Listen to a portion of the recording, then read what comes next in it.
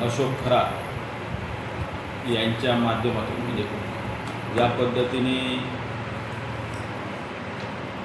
एक महिलांवर अत्याचार करत ह्या बोंडू बाबाने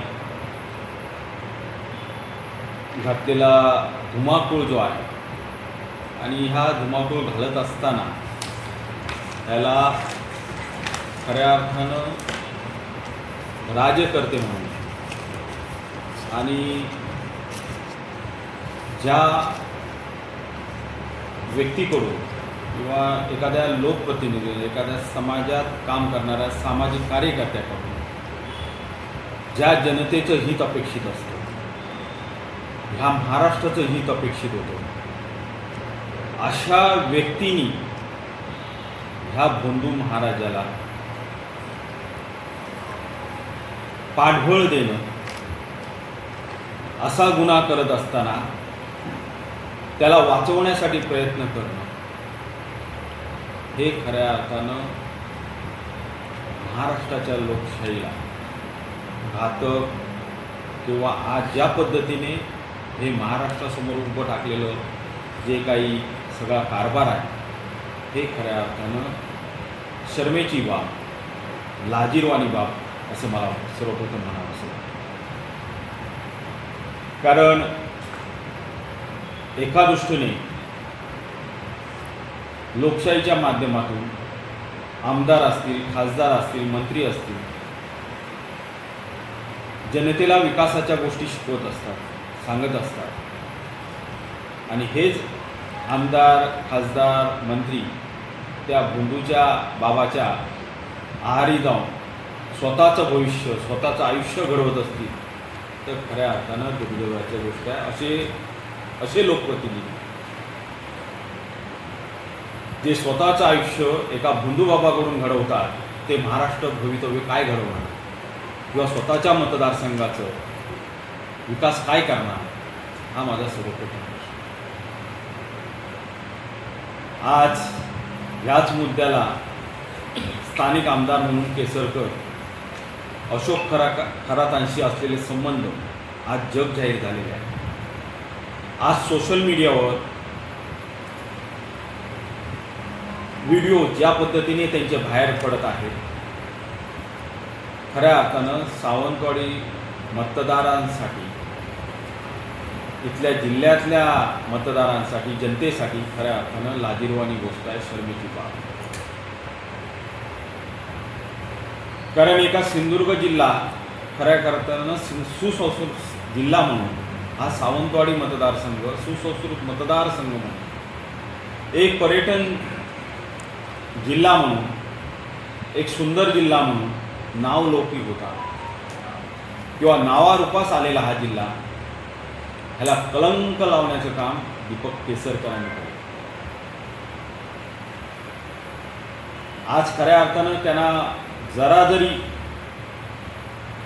थोडीशी जनाची न मनाची लाज असेल तर खऱ्या अर्थानं त्यांनी सर्वप्रथम राजीनामा द्यावा अशी माझी सर्वप्रथम मागणी. या सर्व प्रकार बघितल्यानंतर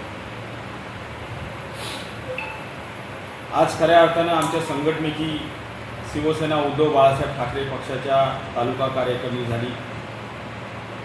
उपजिल्हा प्रमुख चंद्रकांती कासार, माजी जिल्हा प्रमुख रमेश गावकर साहेब त्या बैठकीला उपस्थित होते आणि त्यांनी त्या ठिकाणी एक आंदोलनाचा पवित्रा जाहीर केला. जाहीर करत असताना उद्याच्या दिवशी प्रांत कार्यालय, उपविभागीय कार्यालय सावंतवाडी येथे निवेदन देण्याचं ठरवण्यात आलं. मी आपल्या माध्यमातून खऱ्या अर्थानं ह्या मतदारसंघातील जनतेला आवाहन करतो की खऱ्या अर्थानं दीपक केसरकरांना इथल्या जनतेने इथला मतदारसंघाचा, इथल्या गावांचा विकास करायला संधी दिली होती, निवडून दिलं होतं. परंतु ह्यांनी विकास न करता भोंदू बाबांच्या मागून जाऊन खऱ्या अर्थानं स्वतःचा विकास करून घेतला असं म्हणायला हरकत नाही. आज खऱ्या अर्थानं दीपक केसरकरांचा जावई शोध घेणं गरजेचं आहे. अशोक खरात हे प्रकरण महाराष्ट्राला खऱ्या अर्थानं नाचंकी देणार आहे. पण आणि त्याच्यात ऐका, ते आमचा बरोबर आहे, स्थानिक पण आमदार म्हणून दीपक केसरकर सध्या ना हे तुम्ही त्याचे खरे सूत्रधार आहेत असं एकंदरीत चित्र उभं राहतं. ही खऱ्या अर्थानं आपल्या सर्वांसाठी लाजिरवाणी गोष्ट, खऱ्या अर्थानं ह्या सावंतवाडी असेल, सिंधुदुर्गाला असेल, खऱ्या अर्थानं कलंकित करणारी गोष्ट, डागाळण्याची, म्हणजे जो नावलौकिक होता तो आज धुळीस मिळवण्याचं काम जर केलं असेल तर केसरकरांनी केलं स्थानिक आमदार म्हणून.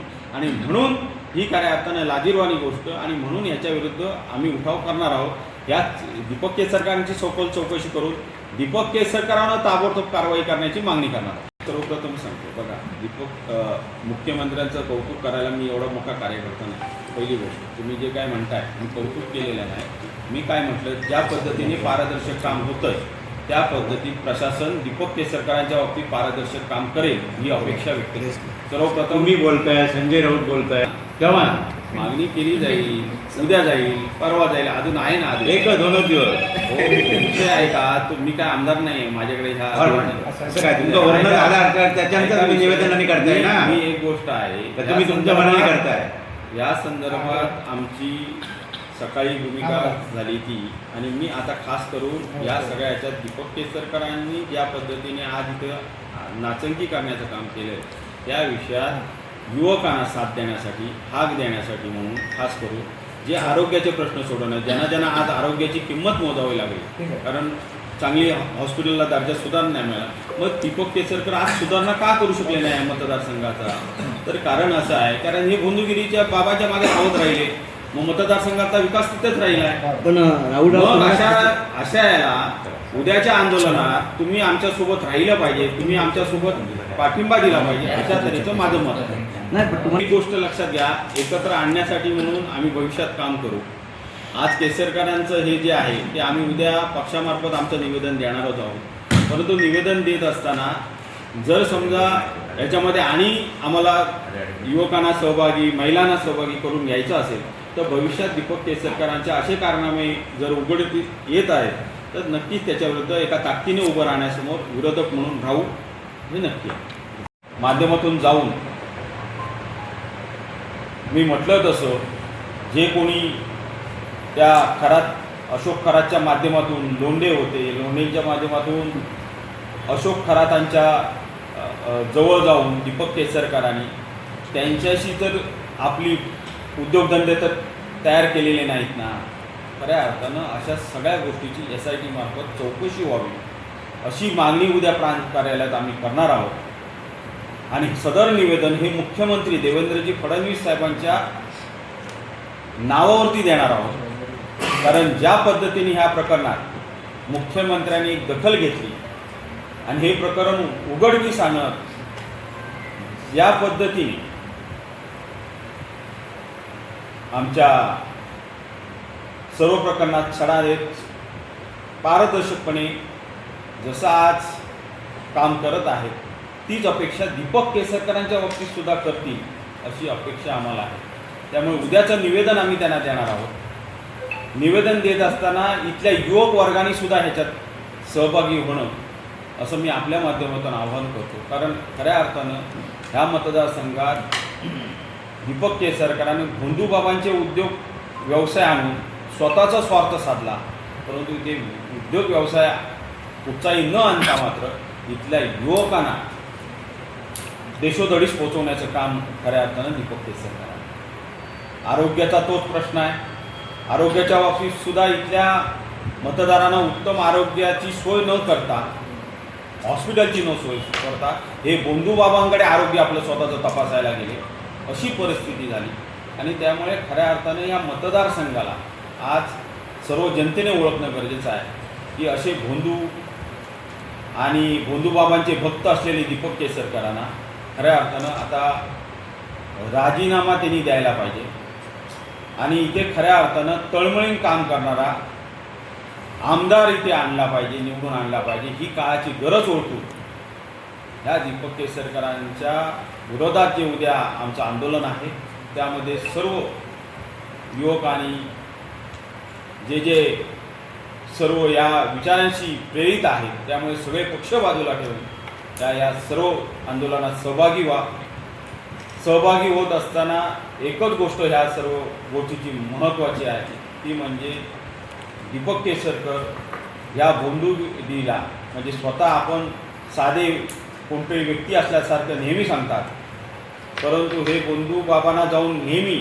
आपलं काय काय उद्योग असतील, आपले राजकीय स्वार्थ असेल, हा नेहमी जोपासण्याचं काम दीपक केसरकरांनी केलं आणि हे सर्व जनतेसमोर आलं, महाराष्ट्रासमोर आलं आणि खऱ्या अर्थानं आज महाराष्ट्रासमोर आमची सावंतवाडीची नाचणकी झालेली आहे.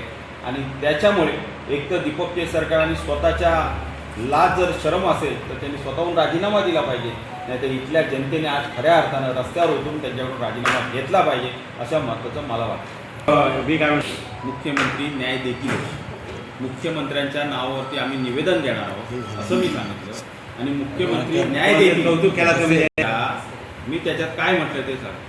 आतापर्यंत ह्या सगळ्या ह्याच्यात जसा छडा लावला जातो पोलीस यंत्रणेकडून, जो राजकीय हस्तक्षेप असतो आणि त्याच्यामध्ये दबाव असतो, तो मला कुठेही दिसत नाही. कुठच्या प्रकरणात झाला सांगा ना.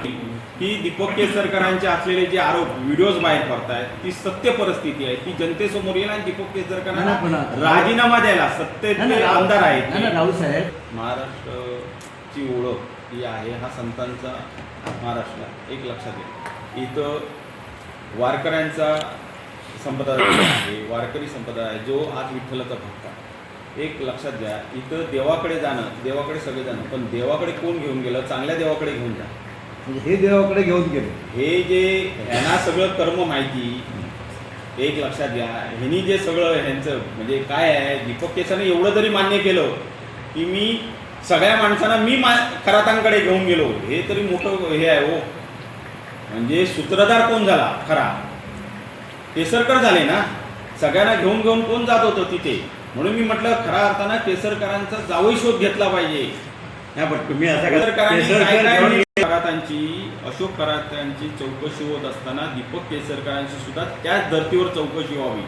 कारण काय होतं, त्याला राजकीय जो पाठबळ मिळतंय ना, याच्यामुळे खरातांना वाचवण्याचा जो प्रयत्न यापूर्वी होतोय, त्याचे व्हिडिओज बाहेर पडत आहेत. ही कोणी कशा तऱ्हेने राजकीय पोलिसांना कोणाचे फोन जात होते, कशा तऱ्हेने कोणाकोणाला पत्रकारांना फोन जात होते, हे बाहेर पडतंय. आणि हे बाहेर पडत असताना तो राजकीय दबाव न पडण्यासाठी म्हणून दीपक केसरकरांची खऱ्या अर्थानं चौकशी होणं गरजेचं आहे SIT मार्फत. आणि खऱ्या अर्थानं त्यांना ह्या सगळ्या प्रकरणात माझ्या मते चौकशी झाल्यानंतर 100% दीपक केसरकर सुद्धा गुन्ह्यात पात्र होतील असं मला खात्रीशीर वाटतं.